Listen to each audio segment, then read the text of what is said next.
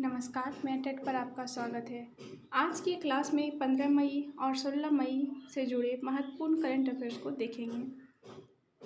यह क्लास सभी प्रतियोगिता परीक्षा की दृष्टि से बहुत ही महत्वपूर्ण है। आइए क्लास की शुरुआत करते हैं और पहले प्रश्न को लेते हैं। प्रतिवर्ष बुद्ध पूर्णिमा कब मनाया जाता है? प्रतिवर्ष बुद्ध पूर्णिमा कब मनाया जाता है? तो प्रत्येक वर्ष बैसाख पूर्णिमा के दिन बुद्ध पूर्णिमा मनाया जाता है। तो इसका सही आंसर होगा बैसाख पूर्णिमा के दिन। क्वेश्चन क्या था कि प्रतिवर्ष बुद्ध पूर्णिमा कब मनाया जाता है? तो बैसाख पूर्णिमा के दिन बुद्ध पूर्णिमा मनाया जाता है। अब आगे देखते हैं कि बैसाख पूर्णिमा के दिन ही बुद्ध पूर्णिमा क्यों मनाया जाता है। तो बुद्ध पूर्णिमा हर साल बैसाख महीने की पूर्णिमा के दिन मनाई जाती है, यानी बैसाख पूर्णिमा को ही बुद्ध पूर्णिमा के नाम से जानते हैं।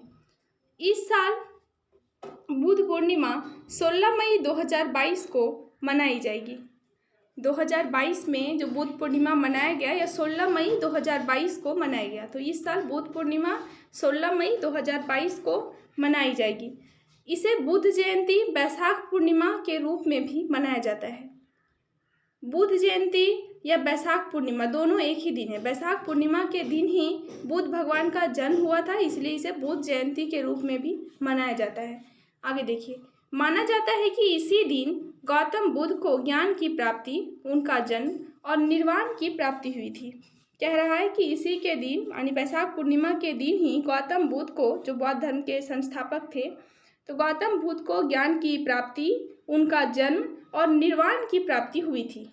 इसीलिए बैसाख पूर्णिमा को बुद्ध पूर्णिमा के नाम से जाना जाता है।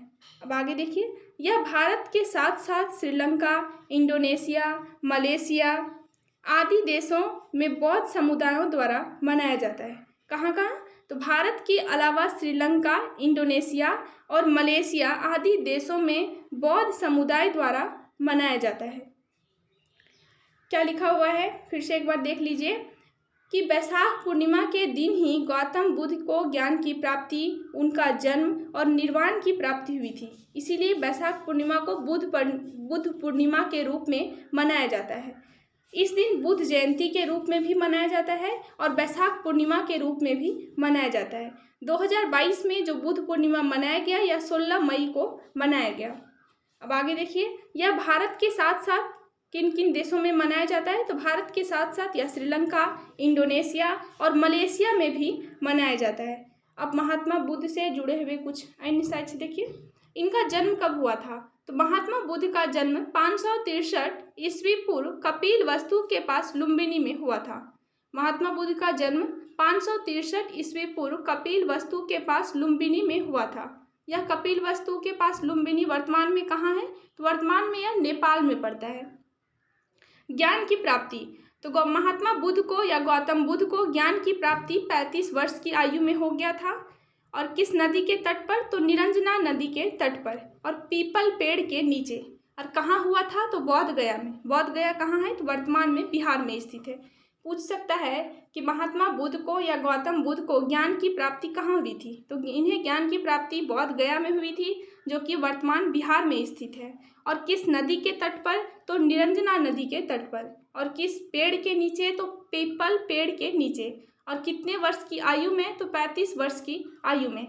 देखिए, उसी दिन से जब इनको ज्ञान की प्राप्ति हो गई, उसी दिन से बोध गया, जो गया था उसको बोध गया कहा जाने लगा।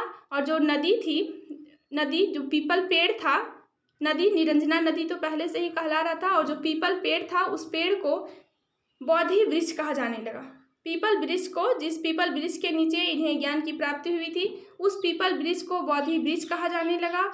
और इस गया को बोध गया कहा जाने लगा। तो बोधि वृक्ष और बोध गया।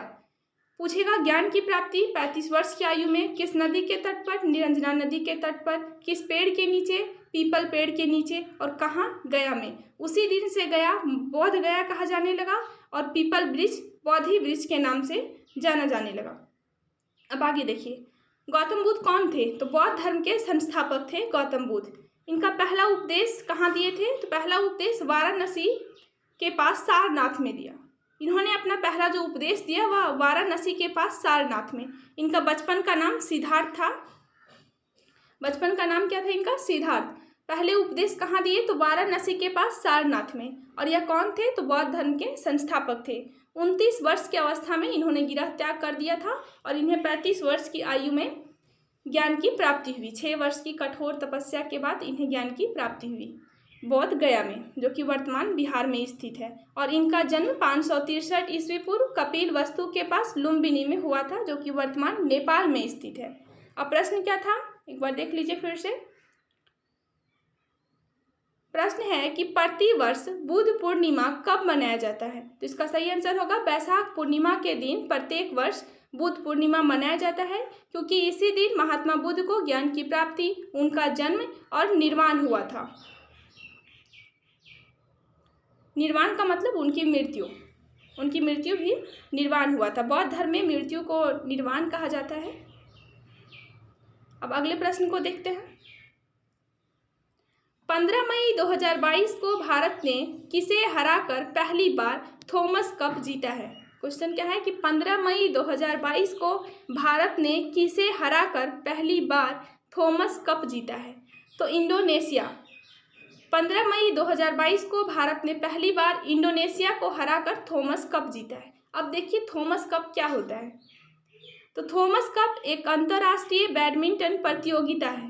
थॉमस कप क्या है? एक अंतर्राष्ट्रीय बैडमिंटन प्रतियोगिता है। यह ट्रॉफी बैडमिंटन की सर्वोच्च ट्रॉफियों में से एक है।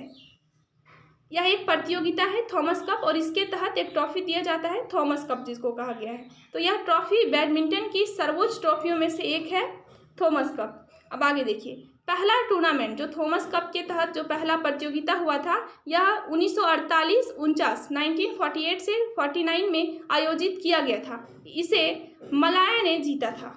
कह रहा है कि थॉमस कप के द्वारा जो पहला अंतर्राष्ट्रीय बैडमिंटन प्रतियोगिता का आयोजन किया गया था, यह 1948-49 ईस्वी में किया गया था। और इसमें जीता किसने? तो मलाया ने जीत हासिल की थी। अब आगे देखिए, 1982 तक यह 3 साल में आयोजित किया जाता था। 1982 तक क्या था कि थॉमस कप प्रत्येक 3 साल में एक बार आयोजित किया जाता था। 1982 के बाद क्या हुआ कि यह प्रत्येक 2 साल में एक बार आयोजित किया जा रहा है। वर्तमान में यह प्रत्येक 2 साल में एक बार आयोजित होता है। अब आगे देखिए, 2022 में भारत ने पहली बार इंडोनेशिया को हराकर थॉमस कप जीता है। कह रहा है कि 2022 में भारत ने पहली बार इंडोनेशिया को हराकर थॉमस कप जीता है। भारत आज तक थॉमस कप नहीं जीता था, पहली बार जीता है। और किसको हराकर? तो इंडोनेशिया को हराकर। अब आगे देखिए, इंडोनेशिया थॉमस कप में 14 बार का चैंपियन है। इंडोनेशिया वर्तमान तक कह रहा है कि 14 बार थॉमस कप जीत चुका है, लेकिन 2022 में हार गया। अब आगे देखिए, 1952 ईस्वी में भारत ने पहली बार थॉमस कप प्रतियोगिता में हिस्सा लिया था। कह रहा है कि भारत सबसे पहले कब हिस्सा लिया थॉमस कप में? तो 1952 ईस्वी में। देखिए 1952 में भारत ने पहली बार इस प्रतियोगिता में हिस्सा लिया। और शुरुआत कब हुआ था? तो 1948-49 में। 1948-49 ईस्वी में थॉमस कप प्रतियोगिता का आयोजन किया गया सबसे पहली बार। और भारत कब इसमें हिस्सा लिया? तो 1952 ईस्वी में। 1982 ईस्वी तक क्या था कि यह साल में मतलब प्रत्येक 3 साल पर एक बार होता था। और 1982 के बाद अब यह प्रत्येक 2 साल में एक बार होता है। क्वेश्चन क्या था कि 15 मई 2022 को भारत ने किसे हराकर पहली बार थॉमस कप जीता है? तो इंडोनेशिया को। इंडोनेशिया अब तक 14 बार थॉमस कप जीत चुका है, लेकिन इस बार 2022 में यह हार गया। और 2022 में किसने जीता? तो भारत ने। अब अगले प्रश्न को देखते हैं। वर्ष 2022 में विश्व प्रवासी पक्षी दिवस कब मनाया गया? कह रहा है कि वर्ष 2022 में विश्व प्रवासी पक्षी दिवस कब मनाया गया? प्रवासी का मतलब होता है बाहरी जो बाहर से पक्षी आते हैं उनके बारे में कह रहा है कि वर्ष 2022 में विश्व प्रवासी पक्षी दिवस कब मनाया गया? तो इसका सही आंसर होगा 14 मई को। 14 मई को 2022 में विश्व प्रवासी पक्षी दिवस मनाया गया है। अब देखिए, प्रतिवर्ष विश्व प्रवासी पक्षी दिवस साल में 2 बार मनाया जाता है। कह रहा है कि प्रत्येक वर्ष विश्व प्रवासी पक्षी दिवस साल में 2 बार मनाया जाता है। सबसे पहले यह मई महीने के दूसरे शनिवार को और फिर अक्टूबर के दूसरे शनिवार को आयोजित किया जाता है। कह रहा है कि विश्व प्रवासी पक्षी दिवस भारत में 2 बार मनाया जाता है। 2 बार कब? तो विश्व प्रवासी पक्षी दिवस 2 बार मनाया जाता है। एक बार मई के दूसरे शनिवार को, यानी मई महीने के दूसरे शनिवार को, और दूसरा अक्टूबर महीने के दूसरे शनिवार को। देखिए, दोनों शनिवार को ही मनाया जाता है। पहले मई महीने के दूसरे शनिवार को, और दूसरा बार मनाया जाता है अक्टूबर महीने के दूसरे शनिवार को। तो 2022 में अभी अक्टूबर तो आया नहीं है, तो मई में मनाया गया। कब मनाया गया? तो 14 मई को। अब अगले प्रश्न को देखते हैं। इसका उद्देश्य क्या है? क्यों मनाया जाता है विश्व प्रवासी पक्षी दिवस? तो प्रवासी पक्षियों और उनके आवासों के संरक्षण की आवश्यकता पर प्रकाश डालना। यहाँ जागरूक किया जाता है कि प्रवासी जो बाहरी पक्षी हैं, जो प्रवासी पक्षी हैं, उनके आवास को संरक्षण देने के लिए उनको संरक्षण की ज़रूरत है, इसे प्रकाश में लाया जाता है। इसके लिए जागरूकता फैलाया जाता है। तो प्रवासी पक्षियों और उनके आवासों के संरक्षण की आवश्यकता पर, ठीक है, उन्हें उनके रहने के लिए आवास की ज़रूरत है, इसी को प्रकाश में लाया जाता है, इस बात का उजागर किया जाता है। तो उद्देश्य क्या है? प्रवासी पक्षियों और उनके आवासों के संरक्षण की आवश्यकता पर प्रकाश डालना। विश्व प्रवासी पक्षी दिवस को पहली बार वर्ष 2006 में मनाया गया था।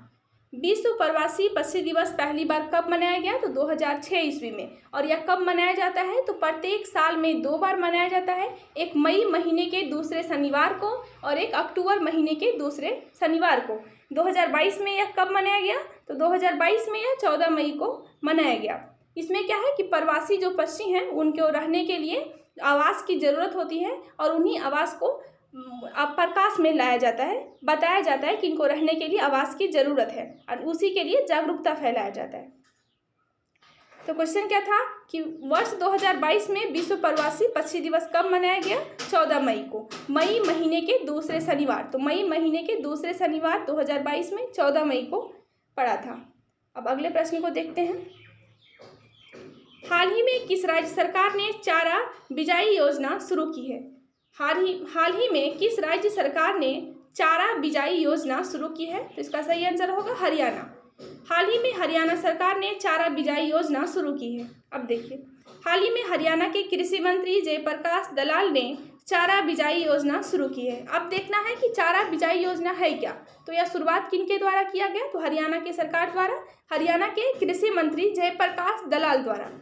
अब आगे देखिए, इस योजना के तहत गौशालाओं के लिए चारा उगाने वाले किसानों को 10,000 रुपये प्रति एकड़ जमीन पर सहायता राशि देगी। कह रहा है जो चारा बिजाई योजना है, इसके तहत क्या है कि गौशाला में चारा उगाने वाले, गौशाला को जो देते हैं चारा उगा के, उन सभी किसानों को प्रति एकड़, यानी जितना एकड़ उनका ज़मीन है, उन प्रत्येक एकड़ पर 10,000 रुपया उन्हें दिया जाएगा, ताकि वह चारा उगा सके और गौशाला को दे सके। आगे देखिए क्या लिखा हुआ है कि हाल ही में किस राज्य सरकार ने चारा बिजाई योजना शुरू की है? तो हरियाणा सरकार ने चारा बिजाई योजना शुरुआत की है। यह पशुओं के लिए शुरुआत किया गया है, ताकि उन्हें चारा उपलब्ध हो, चारा की कमी ना हो, और इसके लिए कहा गया कि प्रत्येक किसान जो चारा उगाते हैं और गौशाला में देते हैं, उन्हें प्रति एकड़ जमीन पर 10,000 रुपया दिया जाएगा। यह हरियाणा के कृषि मंत्री जयप्रकाश दलाल द्वारा शुरुआत किया गया है। इसके तहत किसानों को प्रति एकड़ जमीन पर 10,000 रुपया दिया जाएगा, ताकि वे गौशाला के लिए चारा उगा सके। अब अगले प्रश्न को देखिए क्या है कि हाल ही में कौन सी कंपनी दुनिया की सबसे मूल्यवान कंपनी बन गई है? हाल ही में कौन सी कंपनी दुनिया की सबसे मूल्यवान कंपनी बन गई है? तो इसका सही आंसर होगा सऊदी अरामको। सऊदी अरामको हाल ही में दुनिया की सबसे मूल्यवान कंपनी बन गई है। हाल ही में सऊदी अरामको दुनिया की सबसे मूल्यवान कंपनी बन गई है। उसने एप्पल की जगह ली है, यानी इससे पहले सऊदी अरामको से पहले दुनिया की सबसे मूल्यवान कंपनी, सबसे महंगी कंपनी कौन थी? तो एप्पल कंपनी। इससे पहले एप्पल दुनिया की सबसे मूल्यवान कंपनी के रूप में जानी जाती थी। सऊदी अरब की राष्ट्रीय पेट्रोलियम और प्राकृतिक गैस कंपनी सऊदी अरामको को दुनिया की सबसे बड़ी तेल उत्पादक कंपनी के रूप में भी जाना जाता है। देखिए, सऊदी अरामको पूछ सकता है कि कौन सी कंपनी है, तो यह राष्ट्रीय पेट्रोलियम और प्राकृतिक गैस कंपनी है। ठीक है, यह किससे जुड़ा हुआ है? तो राष्ट्रीय पेट्रोलियम और प्राकृतिक गैस से जुड़ा हुआ है। यहाँ पूछ सकता है कि सऊदी अरब की या कहाँ की है, तो सऊदी अरब की। तो सऊदी अरब की राष्ट्रीय पेट्रोलियम और प्राकृतिक गैस कंपनी सऊदी अरामको को दुनिया की सबसे बड़ी तेल उत्पादक कंपनी के रूप में जाना जाता था। दुनिया की सबसे बड़ी तेल उत्पादक कंपनी पूछे तो सऊदी अरामको कहाँ की कंपनी है, तो सऊदी अरब की कंपनी है। और किससे जुड़ी हुई है, तो राष्ट्रीय पेट्रोलियम और प्राकृतिक गैस से जुड़ी हुई है। हाल ही में इसने एप्पल को पीछे छोड़ दिया है और दुनिया की सबसे बड़ी मूल्यवान कंपनी बन गई है। तो क्वेश्चन क्या था कि हाल ही में कौन सी कंपनी दुनिया की सबसे मूल्यवान कंपनी बन गई है, तो सऊदी अरामको। कहाँ की कंपनी है, तो सऊदी अरब की कंपनी है। किसको पीछा छोड़ के दुनिया की सबसे मूल्यवान कंपनी बनी है, तो एप्पल को पीछे इन्होंने छोड़ दिया है। अब क्वेश्चन क्या है कि हाल ही में कौन सी कंपनी दुनिया की सबसे मूल्यवान कंपनी बन गई है, तो सऊदी अरामको।